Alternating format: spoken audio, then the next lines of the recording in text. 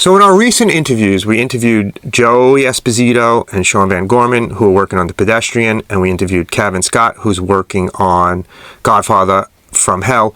Both of those books are done by Magma Comix, so we decided we were going to talk to the guys who run Magma Comix and ask them about how making comic books are at a higher level. How do they get these great creators to work for them? So here's our interview with the director of marketing at Magma Comix, Joel Elad. All right. Hi, we're here with Joel Elad, who is the, let me make sure I get your title right. You're the director of marketing for Magma Comix? Director of marketing and sales. And sales. Thank you. And you've been in comic books for a very long time. Yes. Over 20 years, right? That's correct. Yeah. Which is fantastic. And now, how did you, I guess to start off this story, how did you end up at Magma Comix? So I got a job at IDW back in 2016. Mm-hmm. I was the direct market sales representative. So I was working with stores, signing up variant people that wanted variant comics, dealing with diamonds, all that fun stuff. Mm-hmm. And I transitioned away to take care of some family stuff years ago. And then in 2023, one of my ex-coworkers, Denton Tipton, came to me and said, hey, a bunch of us, we're no longer at IDW. We want to make comics. I want to get the band back together. He was real keen on getting people he liked that he worked with at IDW to take a different approach. So we were very good at licenses, Turtles, Hasbro, Star Trek, all that stuff. But we also occasionally got to work with creator-owned, and we really liked that aspect of the business. We wanted people to own their own passion projects. Yeah. And so Denton said, I want to do this company. We're gonna give you the image deal where the creators keep 100% control, but we're also going to give funding. And no one had ever really done that yet. Right. At Image, you keep all the control, but you have to self-finance. Mm-hmm. And at a publisher, they'll give you money, but they want something in return. Right. And we were trying to be that bridge in the middle. So it was all people I liked working with. Bobby Curnow, Mike Ford, myself, Denton, Sean Lee's our designer. And it was the five of us. And so he's like, I want to do this. We've been talking to some creators. And I said, sounds interesting. I said, well, actually, at first I said, are you nuts? This is a very difficult time to get into comics. 2020, right? 2020, yeah. Yeah. Well, yeah. So, but he was like, nope, we've got this plan. And so I said, all right, let's try to be fair. Our three goals are always to be good to the creators, the retailers, and the fans. And so sticking to those three, we came up with a plan, and April of 24, we put out our first. So what was the first book? Principles of Necromancy. So Jackson Lansing, Colin Kelly, they're fantastic. They seem to be writing everything right now. Yeah, mostly at Marvel. They did The Outsiders at DC. But they haven't had a creator-owned book in 8 years. And they had this idea for this book, and they literally reached out on Twitter, found this great up-and-coming artist, Eamon Winkle. This was his first mainstream work, and the kid is just killing it. Like it's gorgeous, it's creepy. It's like Kelly Jones meets Greg Capullo. Like, his art is fantastic. Wow. Yeah. And with their story and his art, it's kind of our flagship title. They've put out the first arc. They've put out the trade. We're in discussions to go further. So we're very excited with it. But we've put out actually 9 number ones just in 2024. So we have a nice variety. We do. Our goal is mature genre fiction. So we're not trying to get in the superhero business. We're not trying to do licensed books or YA or all ages. There's a lot of companies that do great work. That's not our focus. Right. But once you take that away, we do have a lot of horror titles, but we also have The Pedestrian, and we love The Pedestrian. Everybody loves The Pedestrian. We love the two. We love Joey and Sean. We've had them on the show, and I was with them for a while at New York Comic Con, just hanging out with them. They are two fantastic guys. I would kill for 20 teams guys. Like those two. Like, and they're up for a bunch of awards. I saw they are. Voting ends later today. That they're up, and I actually just did a little quick video just to put up to our viewers to vote for the Pedestrian. We love them guys. They're great. Yeah, guys. we made the list for Publisher of the Year too on those awards. So, that's which is very, we're with all the big boys, and it's a big honor for us. So, but no, we've done horror, we've done sci-fi, we've done modern fantasy, we've done, Pedestrian is kind of hard to pigeonhole because it's just this kind of quirky slice of life mythology. And we've done one direct trade paperback called Death Comes for the Toy Maker, and so that's our only more teen plus to adult. But that was something we actually rescued from Scout Comics. So we've really enjoyed all the stuff that we've put out in the marketplace. We think we're giving people a nice variety to choose from. I would agree. Because we also had on our show, we had Kevin Scott on the show, and he did Night of the Slashers with you guys. Correct. Yeah, it's still going. He was great too, and he was talking about it. And that's the reason why this interview comes about, is because we've interviewed a number of creators who are working with you, and they spoke so highly of Magma Comix. I figured myself, I was like, I got to have someone from Magma Comix on just to talk about, what they're doing right, because you're doing something right now. Yeah, and we appreciate that.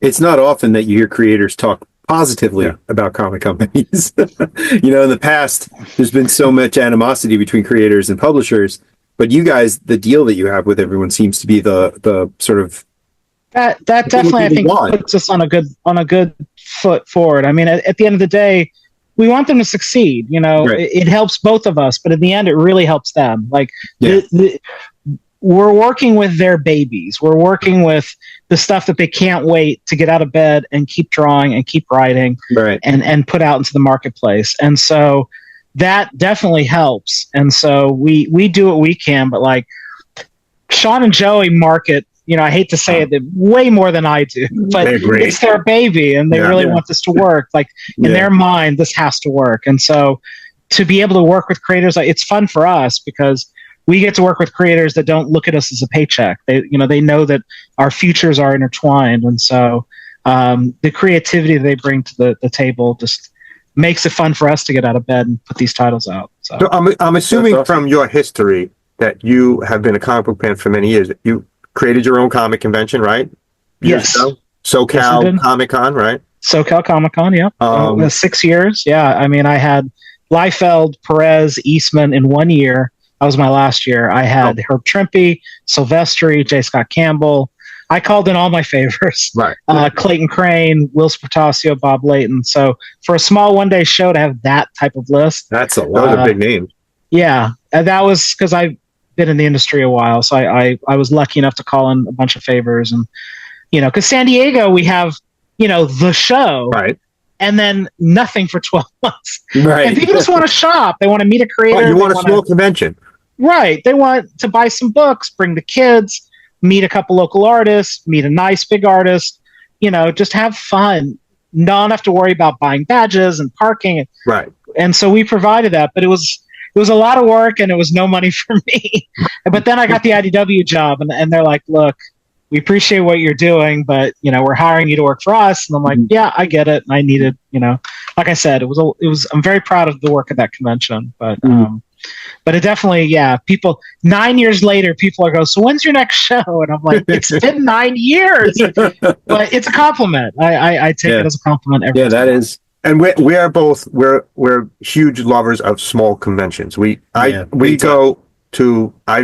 gone actually, and I'm kidding you not, I've gone 6 weeks in a row to a small convention in this area. So where are you guys based? We're on Staten Island right now. So we do a lot of Jersey conventions. We go to some, we have one that we've been going to in Queens, and there's some in Pennsylvania. So I try to go to one at least every weekend. It's getting a little, I'm pushing the limits now for me because I end up buying a lot of stuff. So, we appreciate the small convention. When we were doing our research on you, that was one of the things that stood out to me, that you're definitely a fan, because if you start your own convention, you're really dedicated to that. Oh yeah. Yeah, no, it was definitely, that was my passion project. Right? It was me and my business partner. There was a terrible convention in 2009, and we were set up right next to each other. It was one of those conventions where there's more exhibitors than attendees. All we're doing is looking at our stuff because the guy, he sold the tables and didn't market it. Mm-hmm. And we got to talking and we kind of knew each other. from like CGC message board, stuff like that. And we said, we could do something better than this. Right. And that's literally like, and the next year we put on our first show, and it just kind of, I was going to go to like LA and do other stuff, but just putting on one show is a lot of work. So we hear about it from some of our friends now who are creating shows. We've through this channel, we've met a number of people who on our side are creating shows, and it's a year-long project. You don't. Yeah. You're thinking about the next show, literally. Like we'd always, like, the show would happen that night. We'd go through all the money, and then the next day it's like, all right, because people leave at the show, like, who are you going to bring next year? And it's like, I mean, we by the last year, like, we had signed Liefeld in February, and the show was in October. Like, this is 2015, and so we saw the market changing. Where now it's appearance fees and 18 months in advance, and it was like, it was getting tougher and tougher, and there's not a good space in this area to do what we did. So, but you're in San Diego? Yeah. Mm-hmm. So we've actually picked northern San Diego for the show. Mm-hmm. So we got a lot of Orange County and LA traffic. Yeah. So it was a nice mix. People think I live in Oceanside. I'm like, no, my business partner does. I live in San Diego. But I like the fact we were in because it made it a short drive, and with the guests we had, people came down. So having that convention led you to work for IDW and kind of. I was also a retailer, so I got my Diamond account in 1998. So it's a lot of years, and so I was making variant comics with IDW, Turtles, Danger Girl, that type of thing. Right. And so I was friends with them from that, and I was friends with them because I wanted them to set up at my show. And one day they came to me and they're like, we have a position we think you might be good for. And I was like, oh, okay. And like, before I knew it, I got hired, and it was like I got hired the Friday before President's Day. Mm-hmm. And then Tuesday I started, and 2 days after that was Comics Pro, this big retailer publisher convention. Mm-hmm. And I was already planning to go as a retailer, and I show up, and the moment I hit the lobby, the article hit online that I got hired. And so the convention completely, like, it's like standing up and going to the other side of the table and being like, "Hey guys, now I'm here as a publisher." So it was very surreal, but it was, I mean, it's a great group of people, and the company's had its ups and downs, obviously, but I mean, IDW people are now everywhere in the industry, so and they continue to reinvent themselves, and so, but it was more of being a customer, and the convention helped, but that's. I got to know people like Dirk Wood and some of the heads from doing those variants. And so for IDW, you were the one responsible for doing retail variants? Correct. So if you wanted a Turtles variant, like if you're bringing Kevin Eastman to the show, you would call me. If you wanted Star Trek, like a William Shatner photo cover, whatever. And so, I did that, but I was also a member of the marketing team. So it was setting up, picking convention variants, setting up at conventions, talking to Diamond about getting our books, through the system and on shelves, and helping retailers if like a book is shorted, or I mean, Diamond helps with that, but just kind of fixing individual issues and kind of setting the tone, making sure all the previews get out, and the daily machinations of the industry. And that definitely filled my time. And, are you doing the same thing now with Magma? With in an expanded role, like now, because we're such a small company, like I'm heading up not just all our, because we were fortunate enough we're with Diamond and Lunar. That was another big important thing for us, was that we wanted to give there are some retailers that are very adamant one way, some the other, and we're like, we have both. And for a new company, we were very lucky to do that. So it's everything. It's ad campaigns, it's dealing with the distributors, getting the creator info out. We have a publicist, and we do have social media. But I'm still having to like create the calendars and kind of the big picture to the small picture. Like it's all under my purview. So what I'll ask you later on what I really want to ask you, but now I'll ask you. So what do you have coming up for Magma? Is there anything that you want to, like, big things come up that you can talk about at this point? So unfortunately, that's the one thing I can't do. Okay.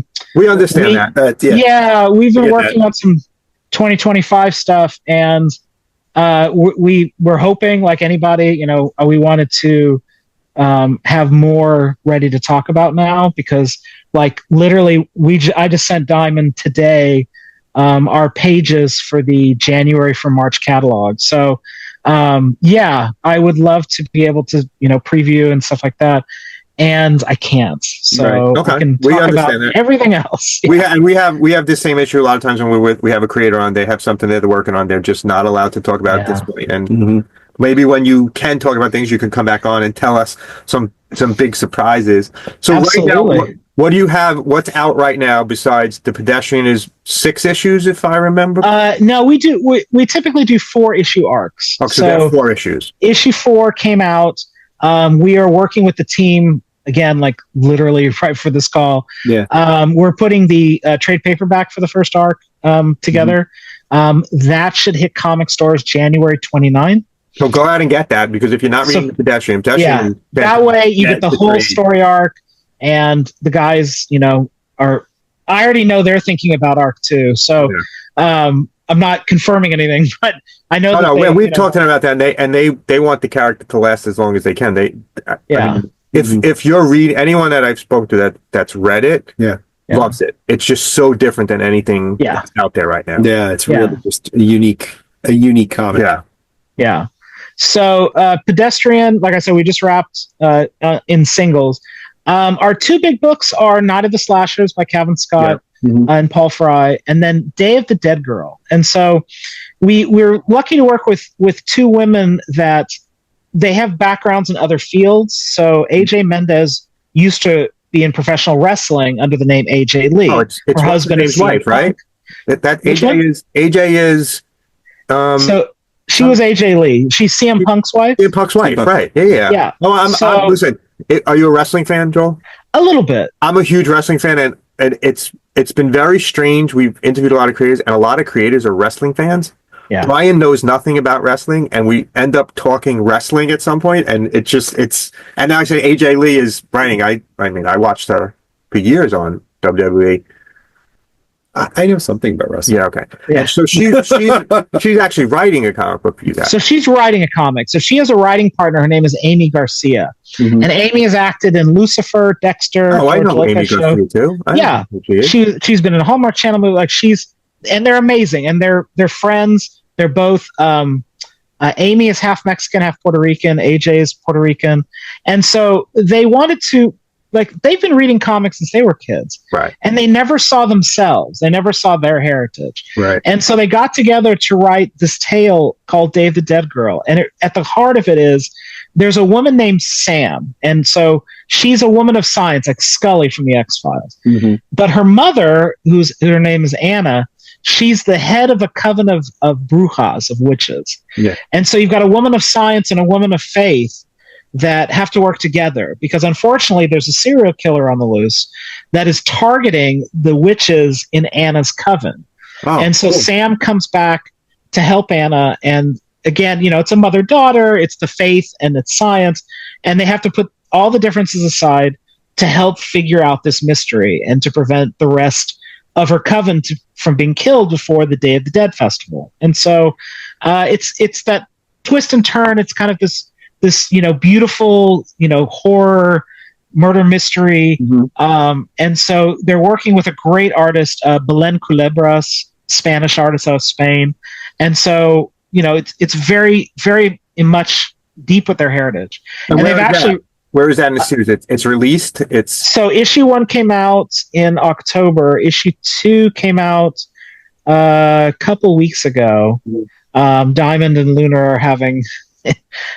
some distribution issues at the moment, but it did come out. So issue 3 is being final. Colors are coming in right now, and then issue 4. So that'll come out probably late December, and then January will be issue 4. So it's a beautiful series. They wrote themselves. AJ and Amy wrote themselves in as kind of 2 witches in the coven.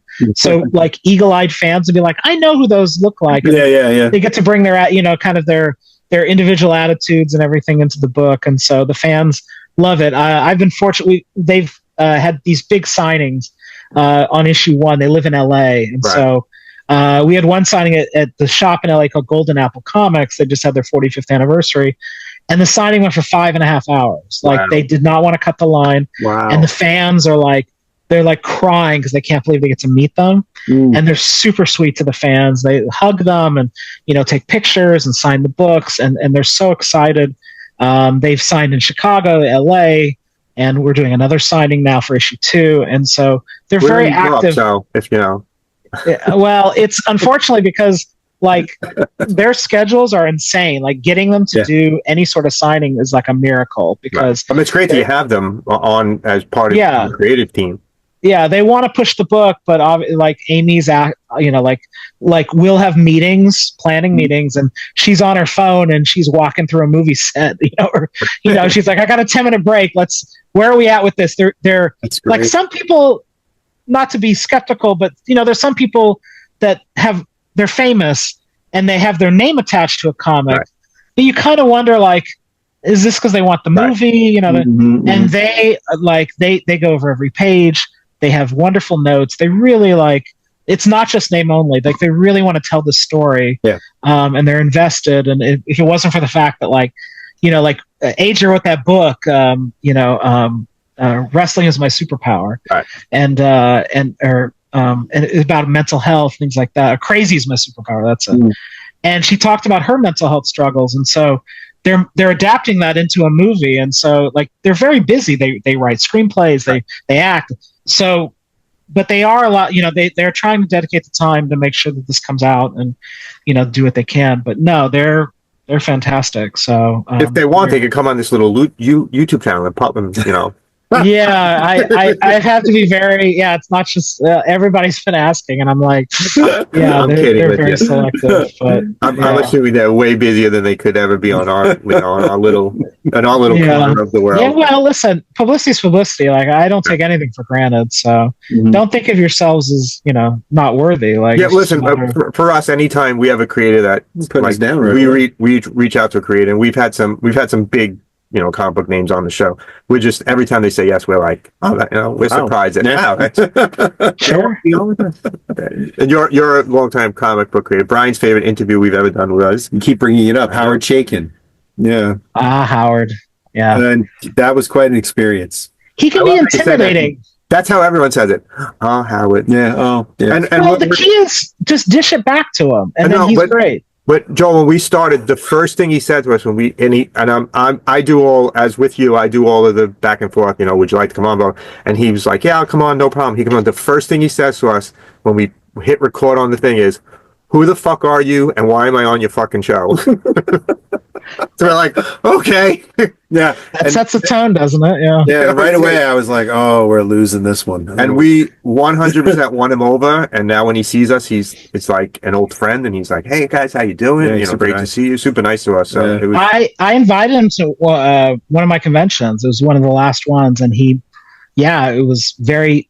It wasn't that hard to get him, and then he came and he had a great time, and he had other friends that were at the show, But we took him and Perez out to dinner the night before, and Howard did all of the talking, and we just sat there and just drank it in because it was he's definitely one of our elder statesmen now in the industry, but he's he can be amazing. Tells a great story too. That's true. Yes, he does. George Perez. Yeah, George Perez would have definitely been on it, and we had someone who you probably Mike Allred was on with us too, and he's unique. I don't know him as well, but I've met him a few times at shows. But yeah, so we're at the point now with him where it's like, I have a question about something, I'll just text him or I'll email him, and he'll be like that paragraph. Unnecessarily. Again, I keep saying he's unnecessarily nice to us. Well, that's great. Yeah. I think he's nice to most people. I think.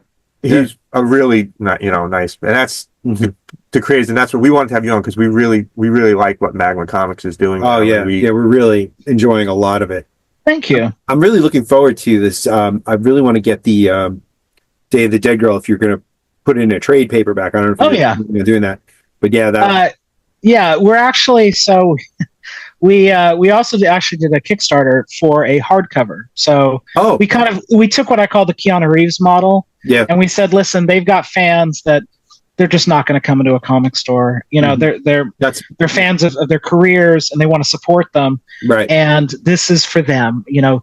The stores get the books first, the stores get the trade first. But if you want that super shiny, looks good on a bookshelf, So and they're they were very hands-on, and extra things. We're doing like prayer candle stickers, stuff that's very well themed. And that's cool. And so I think we're overprinting that, and we'll make those available online, but it's too hard for stores to order it. So, but like I said, as far as the content, the single issues, the trades, all that stuff, comic stores first. Like we're very much, we want to make it easy to order. We don't want to do the renumbering. We limit the amount of covers we do.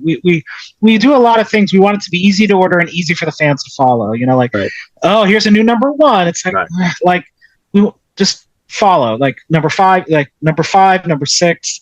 Yeah. Unless the creator has a really specific goal why it needs to be a volume 2 number 1, because at the end of the day, like I said, we work together. We don't work for them, but we work together, and if it makes sense to them, then we want to follow that. So if a creator wants to do a retail exclusive, we're like, sure, but we're not going to, put 10 covers out for an issue, or, we started with 3 and we narrowed it to 2, and I think we found a good balance. So that's good. That sounds great to look at it.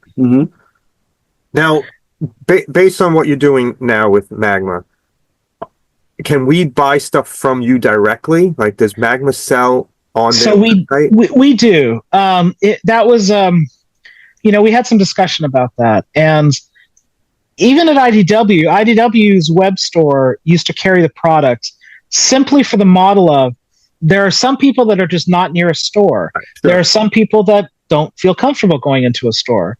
And we don't want them to go without. And we're also finding we have a lot of international customers, especially with Day of the Dead Girl, because their audience is global. So we decided to offer the books on our site. But the way we look at it, we're that catch-all. We're like, if you can't find it anywhere else, we'd rather you read the book. So we carry it. But we're not like, we don't tell people, oh, come to us. We tell people, go to your local store. But if you can't find it, especially if we want to do, like with Dead Girl, it's very important for them to promote a pre-order link. And, comics, every store has their own ordering policy. And so we put the codes out there. We always say, here's the lunar code, here's the diamond code, go tell your retailer. But but we do. So we do one type of like variant. So we call it an event variant. And that's because there's store signings, there's conventions, and we don't want to, so if there's an event of any kind, we make one version of a number 1. And Pedestrian was the only one that had 2, because they made that toy of the Pedestrian. So we made one of those action figure covers. So we thought, because we wanted them to have something new for Baltimore, and they wanted something new for Baltimore and New York, and it did very well. But I asked them to save one for me at New York, and they saved one. So we'll do events on the website as well, and we'll offer the event variant. And then, like for Black Friday, we did a bundle. We wanted you to read, because we now have like 3 or 4 titles that all 4 issues of the arc are out. So we're like, you get all 4 issues and the event variant for half off. So that's good. We'll do things like that. But what's the website? Magma Comix? It's Magma Comix with an X.com. So there's a UK retailer that has Magma Comix, Comics. But we also picked the X for that kind of indie alternative flair. Sure. But when I tell people, it's Comix.com, because we don't own a Magma Comix. So so you're obviously, like we said already, you're a longtime fan. What was we asked this of all creators and other people we have on, what was the comic, do you remember the comic that you read that made you think, I want to be in this, I want to do something with this? So X-Men 200 made you a real fan? I'm sorry, what? X-Men 200, The Trial of Magneto, John Romita Jr. That was my first real comic that got me in. Like I got in late. I was like 13 or 14. I guess most kids get in before that. It was a friend from middle school. He handed me, I think he handed it to me, X-Men 200, and that was it. And that was it, you were in. I went to the local version of 7-Eleven. I grew up in Tulsa, Oklahoma. And I went to that, and then I'd get my mom to drive me. I found a really good store, and he taught me about Jack Kirby and Frazetta and kind of the greats. Because at that time, it was McFarlane and Jim Lee, and nothing against them. McFarlane's Spidey work is stunning. Jim Lee's work is stunning. But I learned about older books, and he offered layaway, and I'd do layaway for like X-Men 94 and key Silver Age books and make payments. And then once I got a car, I could just drive to the store and get my books. And, it was the old days where like you come in on Wednesday morning and he's got all the books, behind the counter, and he's trying to fill his pulls, and you just go and try to pull stuff. Oh, I'll take that. And, but he was super laid back. He worked there 6 days a week. He went fishing on Sundays. He got a college kid to work at the store. And I really got that appreciation of like the silver and golden age. But then obviously, listen, the new books are very exciting. And so I got that taste of that as well. Yeah. And went to college, Death of Superman, people walking out with, I'm going to pay for my kid's college. I'm like, yeah, I don't think so. But I was reading Comic Buyer's Guide. It was a weekly newspaper, doing classified ads, dipping my toe into selling. And then I got into eBay. I got into eBay very quickly, 1996. Like they started Labor Day of 95, and that is really early. I've done a lot. I've been on eBay's focus groups, and I was in the Bay Area. I was a computer guy after college, and and then I had a friend that we were both in tech, but we liked comics, and we bought out a mail order service. And in '98, we had our own mail order. We built the website from scratch, and we took in orders. We were trying to be like DCBS. Before they were big, and because we were low overhead, so we're like, I always joke. A lot of retailers are fans that want a better discount. That's how they get started. It's like, I want a better discount. So, but we did that, and I got really into it. And then I was going to a lot of shows, buying stuff to get signed to resell on eBay. Yeah. And so I was ramping up the selling, and then because of that, I had made friends with people at Top Cow. And when Michael Turner left Top Cow for Aspen, there was an opening, and I had finished business school, and I was tired of I got out during a recession, the 01-02 recession. Yeah. And I got tired of looking for a job, and they just casually mentioned like, oh yeah, we need a director of marketing. And I was like, and so he wasn't trying to hire me. He just kind of mentioned it one day when I was asking what was happening with Turner leaving. And then I came back, I was like, are you still looking for that? And they go, yeah. I'm like, I like to throw my name in the hat, and I got the job at Top Cow. So, but I used to go to their booth so often.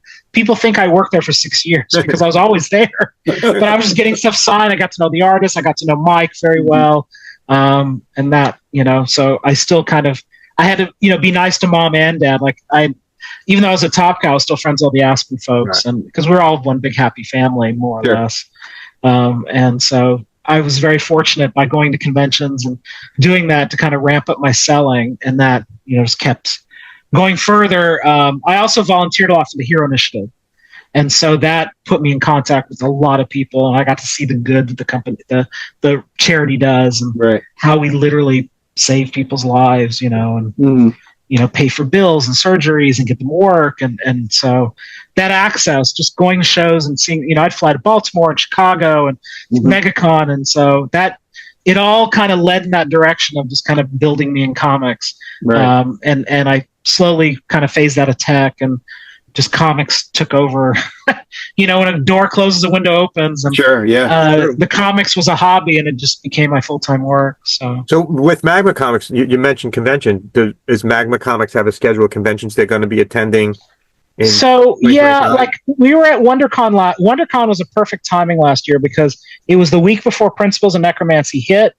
All three of the creators are California-based, and so we came there with our first event variant. Book wasn't even on shelves, and that was kind of our intro. And then we got very lucky in that we were trying to figure out how to get into Comic-Con, and we think it's because we were so good to them as IDW that eventually they were like, well, there's a wait list, there's this. So we were like, okay, we'll partner with this other booth, we'll partner here. And they came back and they said, no, we got you this great corner booth. And we're like, we'll take it. And Comic-Con was like, that's where all the fans, we already had 3 titles on the shelves, and a lot of the creators are already at the show. We launched Pedestrian there. We launched the Derek Robertson title there. And so, we had the Principles of Necromancy team, we had the Pedestrian team, and we had Derek Robertson and his artist partner. So that was our big bell of the ball. Like, we were very well placed. We're very thankful. And so we did that, but we are a small company. We don't have a huge budget. So we focus more on the store signings. We would do signings. The Principles team is LA based, the Days of the Dead Girls, LA based. we looked at New York Comic Con, but like it's so much money. And LA Con was the same time. And so we ended up partnering with Golden Apple to have a presence in LA. And so we do try to get out and meet the fans. And, you know, for 25, it's more of we want to have a reason. Like if it's a show where the team is at or it's timing well with the release, that will determine our convention schedule. Right. Sure. And again, because we're still firming up 25, you know, we're in talks with WonderCon. I mean, San Diego, I think will always be at. Right. But actually, it came up earlier today, the WonderCon application. But we're still, because WonderCon, I don't know if the timing will work with what we're thinking. So there's a chance that will be at WonderCon. But yeah, we're looking for the smaller things. We're looking, you know, unfortunately, we do have to weigh all the costs and everything. So Sean has done signings at our local comic shop. Oh, great! What's your local shop? JHU Comics. Oh, okay. I'm good friends with Danielle Ward. She used to work at. Yes, she works for.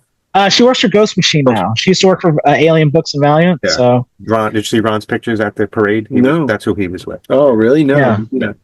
Yeah. No. Danny's great. So, but she talked about JHU. Finally, I have friends that work at St. Mark's. Okay. Like Alex Cox, Nick, who runs the store with Mitch now, Gian Jara, TJ Shevlin. So I had grandparents in Brooklyn, so I did New York a long time ago. Yeah. I used to do the New York Con, but that's not for me. Every year. Really? It's I have two daughters who we've been going since they were like 8 and 10, and now they're in their 20s. So we go every year. It's off all the doors. Nice. I hate the convention.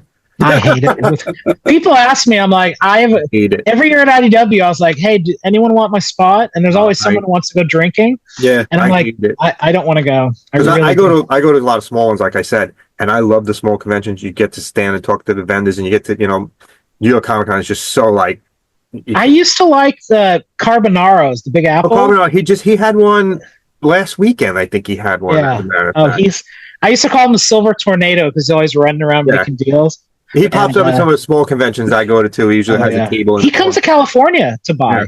He's all over the place. He's a tornado. Like I can hear him from like, oh, there's Mike. I can hear him from a distance. Same thing. You walk into the convention, I hear that voice, and I know who he is just from. I watched him on the show. He had that show for a little while, and then it's a different convention. Jam, you have no idea what we're talking about. No, I don't. I don't know. You don't know Mike Carbonaro? No, I don't. No.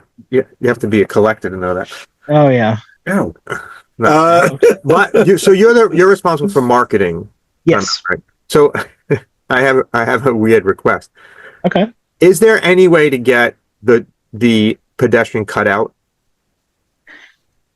I'd have to ask Sean about that. Oh, so I don't want Sean to know. I wanted it without Sean knowing because I wanted to mess with Sean with sending pictures of the cutout. Because he had the cutout at New York Comic Con, and he's been taking pictures and posting pictures of the cutout. I wanted just to kind of surprise him with the cutout picture. We could do like a flat scene. And I don't know if you saw his pictures from the Comic Con. They had their first cosplayer. Yes. So we were this close to getting one at San Diego. I had a guy out of Vegas, and Sean has an Amazon wish list of exactly what you need with the suit and everything. And the guy, his lodging fell through, and we're like, I can't afford to pay for a cosplayer's hotel. Right. Like I didn't even pay for Sean and Joyce. The Airbnb that went up in flames. You follow Sean's social. Like he was staying at an Airbnb and there was a fire during the con. Oh my god! So, but his stuff was fine. Nobody got killed. Right. But the industry kind of came through for Sean and his friend Chris, and got him a hotel like downtown as soon as. Because it's BarCon every night. Yeah. And so as soon as I talked to him, we don't know where we're going to sleep. Everyone kind of like jumped into play, and they got him a room and this and that, and they took care of him. But, that's great. He's a guy you should take care of too, though. Yeah. No. Well, because the creators love him too. He's great. He's amazing. But he pointed me because we ordered some of the desktop ones. Yes. So I know he sent me the link of like where to order it, but I didn't order the big one. We ordered a big one, and we had it sent to to us to use at San Diego because he did the same thing. He walks around with it. Yeah, he walks around. He takes the pictures near all the stop signs and everything. Yeah, but I'd feel a little weird, like because it's his baby. Like, I'll have to ask him for one because I've been I just want to take pictures with it around too. When I go to these small conventions, have the pedestrian with it. Oh, I'm sure he'd love that. That's what my intention would be. Would just be taking with other people that we know. It's a great idea. He just. I mean, we'd interviewed them, and then I said, I'll come see you at New York Comic Con, meet you in person, too. And I walked up there right like within 2 seconds of the cosplayer coming over, and they were just so happy that. I think I saw that video because he was walking up. I think. It was so much fun. Yeah. It was a lot of fun just standing, chatting with them, and people coming over and seeing people really enjoy the book, and it was really. I'm really happy for the two of them. They deserve it. It's been really fun to read. Now, is there anything else that you want to get out there? Plug anything you want? So we do. You mentioned about books that are out now, and so the other thing we do, it's slightly different from our main model. So we actually have a partnership with a studio called Ruptura. Ruptura is like a South American artist studio. Okay. Mm-hmm. And so instead of the creator-owned model, Magma and Ruptura work together to put certain books out. And so we have two right now. Hell's Half Acre is something that actually our president and publisher, Denton Tipton, writes. Yeah. And Jack Jadson is the artist. And so it's this gambler that shows up in 1904 Nashville. Mm-hmm. And someone or something is chasing him, and he's trying to make his way to the World's Fair, to this big poker game. And you see kind of the people he interacts with, and as he's making this journey. So we get that kind of historical basis, like it's real places, real situations. But you find out there's a super, like, it's not really someone, it's something after him. Mm-hmm. And so it's a lot of fun, beautifully drawn. We were lucky to get people like Glenn Fabre and Linsner and Eduardo Riso from 100 Bullets do covers for that book. I know issue 2 is just approved at the printer, so you're getting live data. Like, it's been a busy, with the holiday week, it's been busy. But issue 2 will come out. It's a little late, but it'll come out in the next month or so. And the other one, we're getting a lot of buzz. It's called Rome Eternal. And so it's a Mexican writer, Homero Rios, and a Brazilian artist, Diego Yapur. And the art is fantastic. So imagine if Rome never fell. Right. So 2,000 years later, you still have the Roman Empire with their traditions and the regalia, but they've also incorporated all the technology. Yeah. And so now 2,000 years later, there's this rogue group called the Mithra, and they're threatening to assassinate the emperor. And so you've got the guard, you've got this rogue faction, and you, like I said, you got all that kind of the pomp and the costumes and the uniforms, and it's beautifully drawn. Everywhere I go, I've been hitting a lot of stores in the LA area recently, and they're all they love it. And so it's just really well drawn. It's a very intriguing story. There's a lot of layers to it. Issue 1 came out in November. That was our 9th number 1.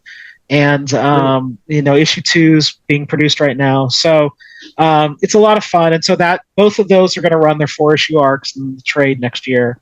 But it's a nice mix, and that, again, it's just stuff you wouldn't normally see. And we do try to highlight, great art when we're lucky enough to get an artist that can do it so well. And then just kind of that fun story, because, we're all looking for the comics as escapism and just to enrich our own lives and tell, fun, interesting stories that you may not get, with the big 2, the big 3, etc. Right. So, and you're doing that well. We're really enjoying what you guys put out. Thank you.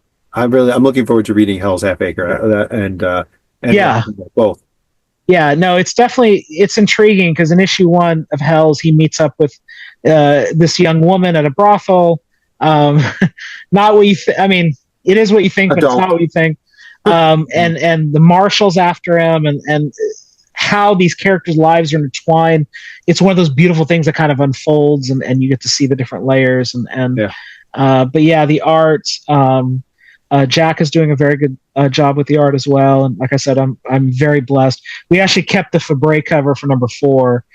Just to, because later issues sometimes you need that bump, but little push. It's straight out of Preacher. Like you look at it, and it's just, Denton was because he's writing it, so he bought the original from Glenn, so of the Glenn Fabre cover, for his own collection. But so Denton, he's busy running a company, but he still found the time. He wanted to tell the story. So everyone's really involved. That's we are. Great. So it's a lot of fun. So, sounds like it is. So listen, you're welcome back. I'm sure anytime you want to, plug something. Yeah. If you have any creators you want to come on with us, let us know. We will. Okay. Certainly, anybody you want us to, plug or push, and we intend to have Sean and Joey on again at some point. We love the two of them. But excellent for taking. Sounds like you're really busy. Thank you for taking the time to be on here with us. Very welcome. How everything's going. Seriously, anytime you want to come on, you're let us know. Okay, I appreciate it. Stay in touch with us. We appreciate you taking the time. Yeah. No, thank you. This is fun. Thank you. Thanks again. Have a good night. All right. Thanks. Take care of yourself. Okay. Bye-bye. Bye.